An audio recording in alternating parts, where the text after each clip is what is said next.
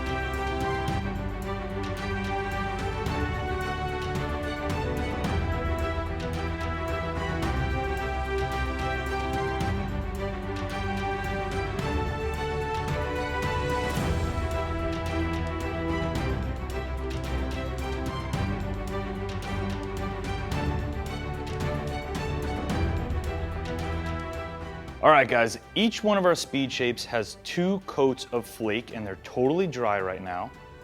This is our smaller particle flake. And this one is our larger particle size flake. And you can see a pretty big difference between the two. This one has much larger sparkles on it and they're way more separated from each other. And this one has much smaller particles and they're much, much closer together. Now the problem,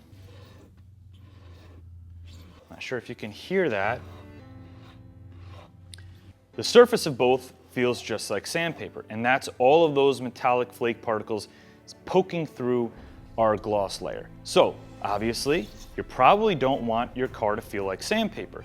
So the question is, how many gloss coats do we need to put on top to completely bury the flake? We're gonna start dropping coats of just clear glossy top coat right now until they're completely buried.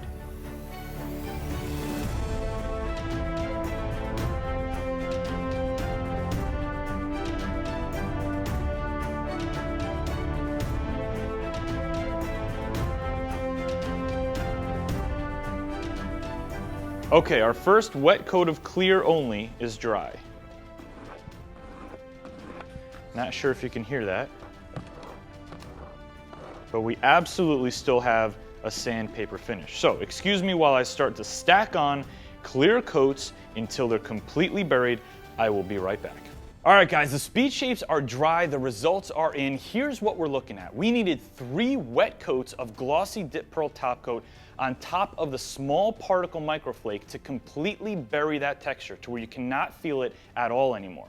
We needed 4 wet coats of glossy dip pearl top coat on top of the large particle flake to bury that flake texture. And you may think, dude, 3 or 4 extra coats, how is that a deal breaker to you? Well, here's my opinion on it. If you're a standard DIY customer doing a regular size sedan, you already need 4 to 5 gallons of regular PDS as your base. Then if you're gonna do a pearl, or in this case a flake, you need at least 2 gallons of dip pearl top coat just for that color. Then you're gonna need an extra 2 or even 3 gallons of dip pearl top coat just to seal in the flake.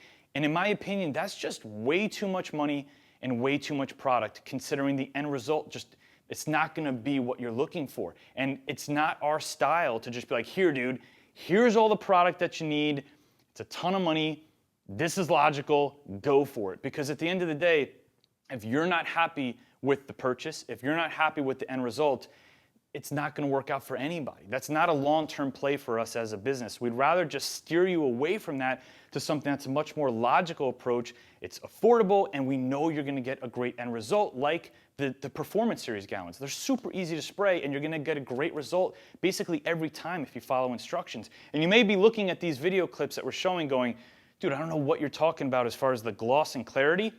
These look super glossy to me. Trust me, if you've ever used dip pearl top coat on a small scale like speed shapes, even the bigger small speed shapes, you can get them looking really good. But that look, this gloss does not unfortunately translate to a full vehicle. If it did, believe me, we would be pushing it all day long. But again, it's not our style to be like, look at this glossy speed shape. You're gonna get this exact look on your car, because it's not true. And again, at the end of the day, if you're not happy with your purchase, nobody wins. So if you contact me, if you contact DipYourCar and you want to use MicroFlake, you need to know what the end result's going to look like and how much money you're going to have to invest to get it done right. And if that's what you want to do, by all means, go for it. But you're probably going to hear us steer you in a direction of a more logical, economical, effective choice. If you have any questions about this or anything dip related, you can chat with us directly on DipYourCar.com. You can call in and speak with us, or you can check out dycuniversity.com. I hope you guys enjoyed the video. It's Fonzie. I'll see you on the next one.